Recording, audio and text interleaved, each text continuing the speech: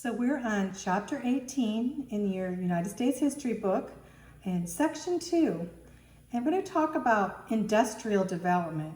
Now we also are going to go into business as we go into industrial development here. And I'll go on to the next part of section 2 where we'll go into the big business that happens during this time. So industrial development, the industry expansion in the East, move westward to the Midwest. Everyone's moved west in industries moving westward now. And also the New South after the Civil War and the industry that developed there. New business organizations and corporations, what corporations are. We're going to talk about who Adam Smith. When you think of free enterprise, you always think in capitalism, you think of Adam Smith. And why is America great? So let's begin. Industry expansion in the East. So the railroads actually spurred the need for steel tracks. Every railroad, they went clear, expanding in all different, from the south to the north to the west. Many railroads, that's how people got around and how they shipped supplies on a railroad, they all needed tracks, they all needed steel. And so steel would be very, very important, an important industry. So the industry expansion in the East gave a good supply and capital and skilled labor and natural resources at this time, especially when we talk about steel, or we talk about other things too. Basically, the hydroelectric plants. What's hydroelectric plants? The industry spurred in certain areas where they'd get energy from water, from the rushing water in these plants. Industry plants, or for industry I should say, hydroelectric plants. And the New England had a lot of textiles and shoes and paper, but all of this would expand from the east to the west and from the south to the west too. But when you think about railroads, you think this actually caused expansion to happen in a quicker manner and a better way, actually.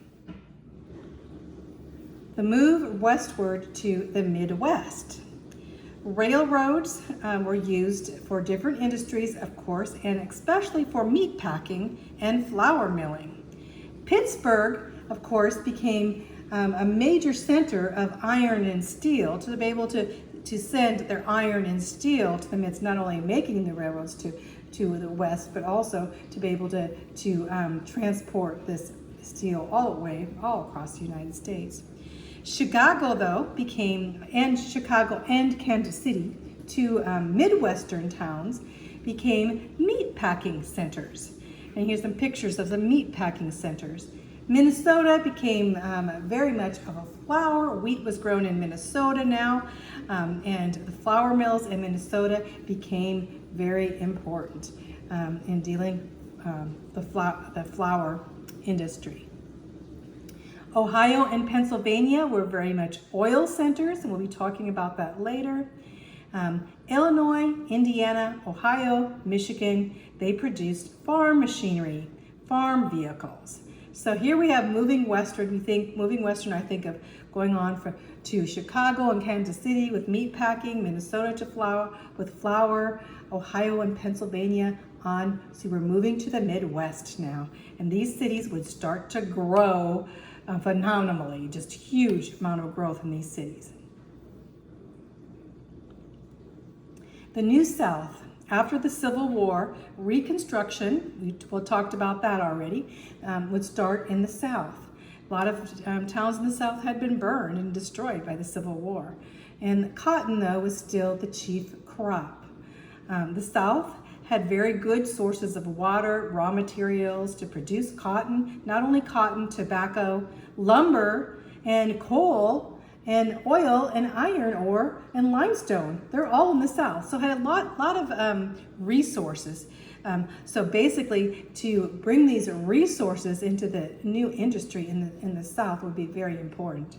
Birmingham, Alabama became the center of the Southern iron and steel. Remember, Pittsburgh was of the North. So they called Birmingham, Alabama, the Pittsburgh of the South, because they brought in an industry, the steel and iron industry, flourished in Birmingham, Alabama. Also, the South had huge forest land at this time, and so they became very, the industry became very prosperous with lumber and paper. New business organizations. Okay, there's a new type of organization that began, and we still have it today. These were called corporations. So what is a corporation? Well, a corporation is formed when a group of businessmen receive a charter of incorporation, they call it a charter, from the state government. We're talking about the state government. So they get together in this corporation to raise the capital they need to make money. So not just one small business guy, a group of businessmen together forming their company by a corporation. They have what's called stockholders, and the stockholder becomes part owner of the corporation. And so the stockholder, how much money they put in the stocks, would say that percentage they owned of the company. So stocks are very important. And then as the business would prosper, they produce dividends. And these dividends would be given out to the business owners or stockholders as the business would prosper and make money. And these dividends would show that you were making money, that they wanted to put the dividends back into the business for more stocks, or they can actually sell their stocks. That looks like a sell, it's S-E-L-L, sorry. Sell their stocks as the business prospers. And the shares increased in value too. So the shares would increase in value and they could sell their shares. They would have a stockholders meeting once a year, and each of the stockholders would have one vote for their share in the stock to vote on things, and this would be managed by what is called a board of directors. So think of stocks, you think of corporation, you think they need capital, so they give out stocks, and that's a percent owner. And then these stocks, when they prospered, would bring forth dividends, and then they could sell their stocks as the business prospered and share in the value, all share in the value. And of course, they'd have to have meetings once a year to vote on their stock. So stocks, we're talking about stocks. Bonds have to do with the government, but stocks have to do with these corporations. Corporation advantages. First of all, number one, these are advantages of having a corporation and not having a small business. You have a corporation to deal with, right? And number one, you can generate large amounts of capital.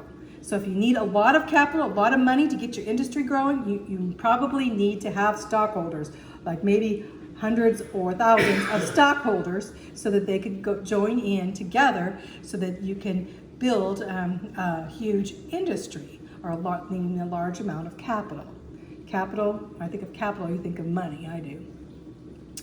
So number two, stockholder risks only the amount invested.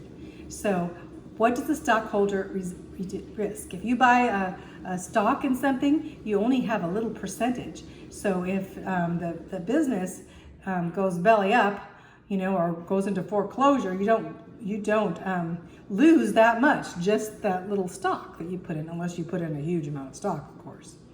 And stock can easily change hands. So if you have stock, you can decide to sell your stock. You can decide to buy more stock, so you can change hands very easily. You don't have to sell the whole business, which would take a lot of time. Shares are easier to sell than the interest in private business. So basically, they're easier to sell a share than you can sell the whole business. And stockholders change, but the corporation is continual. So all of the stockholders and percentages can change right away. You can have different people owning these different stocks that can constantly change, but you still have that corporation. So these corporations were very popular, and they increased in the 1900s, so by 1900s, people were talking about these corporations. Corporations were very larger, so there were a few of them. So it limited competition a lot of times, because some of these corporations would develop into monopolies. where a certain corporation or certain owner would control a vast amount and have fewer competition, in making profits. Just say that. So here we have corporations, advantages, limited liability, transfer of ownership, perpetual life, external sources of funds, expansion potential. Those are the advantages. Disadvantage of corporation, double taxation. I didn't know that. You have to form a corporation. You have to be able to do that legally and disclose information. And it's an employee-owner separation. The disadvantages really have to do with competition, especially during this time period. Then came pools and trusts with these corporations and such. Not even corporations, just were a huge, amount of monopolies of certain pools and trusts. Well, let's first find out what a pool is. A pool is an attempt to increase profits. So they would form certain businesses. They'd get together. They're selling the same items, and they would make an agreement for competitive businesses, their competition, to fix prices, to share profits, or to divide up the country for exclusive rights. So they'd get together, this is a trust actually, but as a pool, these guys would get together and say, okay, we don't want to compete against each other. So we're going to be able to share some of our profits. We're going to divide up the country, and you can serve this part of the country, and I'll serve this part of the country, or have certain rights, and we'll fix the price. We're going to have charge everybody the same price. So these were pools. But the thing about a pool was that a pool was not legally binding. You didn't have you'd have just an agreement, but it'd be just an agreement between two companies to do this, but they had no legal binding, and they could just cut it off anytime they wanted. It was just a simple agreement. So basically, they would develop what was called trusts. So all a trust is a legal pool with a legal document or a legal agreement between these two companies that they were going to put together a trust, and what they would do to fix prices or to share profits or to have exclusive rights. The same thing as pools, only they would be legal. And so if one company didn't do what they said they were going to do, they could sue them, right? Well, the railroads in the Midwest were the first to use the pooling technique, and the railroads went on to put into the trusts too. So railroads, it started with the railroad companies because certain railroads were charging more money and companies, and certain other railroads were charging favors to certain farmers or certain products so that they would use them, and it got kind of messed up, I should say that. And some railroads this guy charges this and you charge this. So they got together in this pooling technique, but then they got into the trust, and the railroad became a huge monopoly. We'll talk about that later. So think of pools and trusts. Trusts are legal, so they have to do it. It's under the law. They have a document between the two of them and have signed it.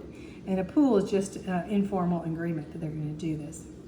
So this would include businesses and a combination of other small corporations. So they could have two big businesses doing this, or they could have one big business with a whole bunch of small corporations they put underneath their trust. Stock. So the stock, they would have a board of trustees with the stocks, like I said before, with trust certificates, and they'd share in the profits. We kind of went into the stocks. So you'd have to have a board now, and the board would be called the Board of Trustees, because now not only do you have stocks, but you are a trust. And then you'd have certificates of these trusts. So people would want to, as they came in to get stock, they could say, oh, it's legal now. This is a trust corporation. So, and the bad thing is probably that it eliminated competition between participating companies. And you'd have one gigantic corporation that would control and monopolize on everyone else, and they called that a monopoly. And so when you have little businesses, the little guys, they could not put through the competition of the big guys. And so it's kind of like today, if you have the small businesses in Nevada City or in a small town, they can't compete with Amazon, or they can't compete with Walmart or Costco or something. Same thing. when you have one giant corporation that takes up a monopoly. Trusts. Monopolies, here it says stockholders turn over stock to the board of trustees. All these smaller businesses got together into one big corporation. The trust can manage the companies without owning them, but you end up in these trusts. Advantages and disadvantages, we kind of went over, but Standard Oil Company was the first trust in 1882. That's where dozens of companies came under John D. Rockefeller, and he became the richest man in the world at that time in the oil business, Standard Oil. And these all formed this big monopoly, and this is where this large business monopolized all of the oil, practically all of the oil, as John D. Rockefeller's company, Standard Oil, bought up all the other oil companies. He would monopolize all of the country's oil, right? So here's some pictures of it. A lot of people at that time thought, oh, they got upset by these monopolies. Well, some of the advantages of having a monopoly are what?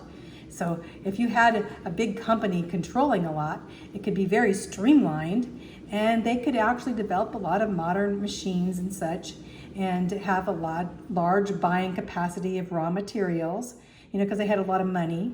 Mass advertising, they would be able to, produce a lot of advertising because they had capital and money to do that. And extensive distribution means that they'd be able to distribute to so many people in the country.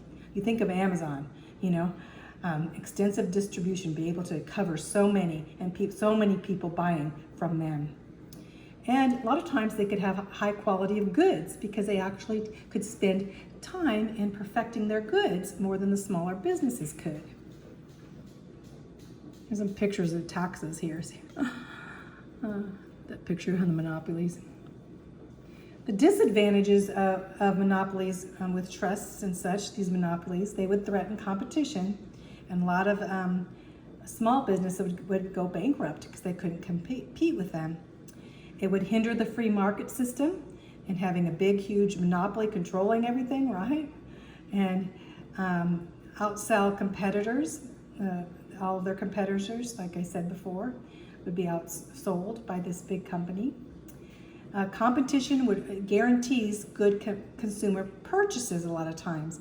So they could basically say, well, we don't have to do this and this because we already control the whole monopoly, of oil or whatever. So we can charge whatever price we want because we don't have our competitors. We bought them all out, So, and you always want, the consumer would want the best price at the lowest price, or the best product at the lowest price, which always might backfire with monopolies. Here's a picture of Standard Oil monopoly, some pictures of the big monopolies. It's kind of a cartoon, but you have, here's Congress, then you have these big monopolies in Congress trying to control the whole government, because big monopolies such as steel and oil especially, they had a lot of money and controlled a lot of people and a lot of companies.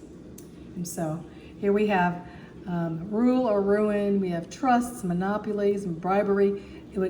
At this time there was a lot of high-collar crime and such happening within the standards of these big companies and trusts. The last part here in this section was Adam Smith. So Adam Smith lived before this time. In fact, he lived in 1723 to 1790. So we're going back, even right at the Revolutionary War. So not during the 1800 and 1900, but they put him in here because he was his ideas were very central to American thought, especially in our Declaration of Independence and our Constitution. So Adam Smith, prior to free enterprise and trade and capitalism was not even known in Europe at all. Remember, in Europe, what did we have? We had kings and queens. We had the feudal system. We had a whole different system going on. And Adam Smith looked to the future thinking, what if we had, businesses that were free, to be able to develop on their own without the support of the government. And so his whole idea was for the individual merchants. Before this time, The merchant trade was what was called laissez-faire policy, kind of an important word. Laissez-faire means, I always think it looks like laissez-faire, or let's just go, let it go as possible. So free trade without government regulation was then called the laissez-faire policy. So that's what he's talking. He was a Scottish professor of philosophy. In fact, in Edinburgh, Scotland, they have a statue of him even today. In 1776, he said, "An inquire into the cause of wealth of nations," or wealth of nations. So he was thinking, what will be an inquiry to the cause? What will make nations wealthy? So he thought of this, and he thought that the earliest advocate of capitalism would make a country very wealthy because the individuals were free to do the business as they wished. So individual freedom in economics leads to the greatest good, not only for the individual, but also for the society as a whole. This is key. When you think of Adam Smith, you think of individual freedom in economics to go into business however you feel and lead to the greatest good of the individual. Very important. Free enterprise has to do with individual businesses. The United States Constitution took his philosophy in, so our government is based on this philosophy in many ways because of the freedom. Economic freedom is very important. Not only economic freedom, but all other kinds of freedom come under our Constitution, religious freedom and such. Freedom. So people came to the United States for this freedom, because in other countries they were controlled, physically, spiritually, economically controlled by a lot of tyrants, dictators, kings and queens and such in the other lands. So to safeguard free enterprise was important, he thought, because there will be greater economic growth, he said, if the people were free to do their business, to work as they saw fit to work. If the government comes in and would interfere, it would hamper the growth. The growth of a nation is hampered by the government coming in and controlling the business. Okay, so that's the first part. Oh, this last slide has to do, why is America great? Now, I want you to read this in your book because I just took some notes from it, but I thought it was a very good article. Why is America great? So basically, the invincibility of intelligence and economic growth or economy and hard work.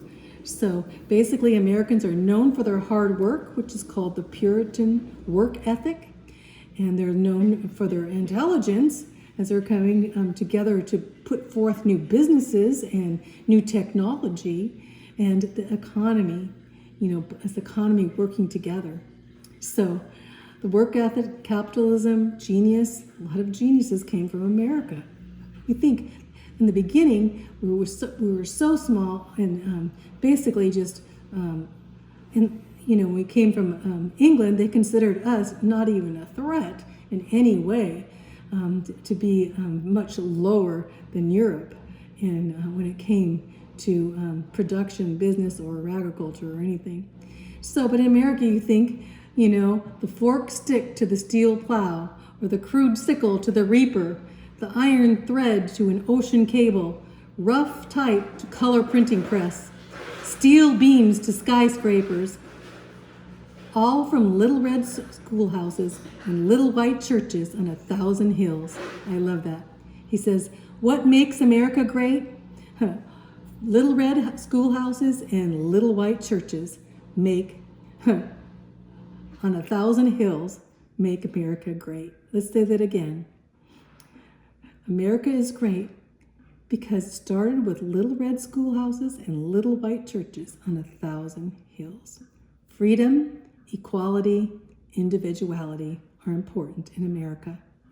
The cornerstone of social, economic, and spiritual betterment of individuals is what America is supposed to represent and does through our Constitution and through our people. The bedrock of American character depends on men and women who are willing to stand for what is right. Are you willing to stand for what is right? When we stand for what is right, I think of Jesus. What would Jesus do when we stand for what is right in America, and American policies, on America business, on our economy and such? When we stand for what is right, God will bless America. God will bless America as we come and put our foundation fully on Him. America will be the greatest civilization in history, as it has become. But lately, you think of lately? Well, a lot of people are not putting God first in America. And we know greatness comes in integrity, the integrity of putting God first. America, here it says, Alexis de Tocqueville said, America is great because America is good. If America ever stops being good, she will stop being great. America is great because America is good, he said. But let's look. If she ever stops being good, she will stop being great. Kind of a warning for today, huh? So let's stop there.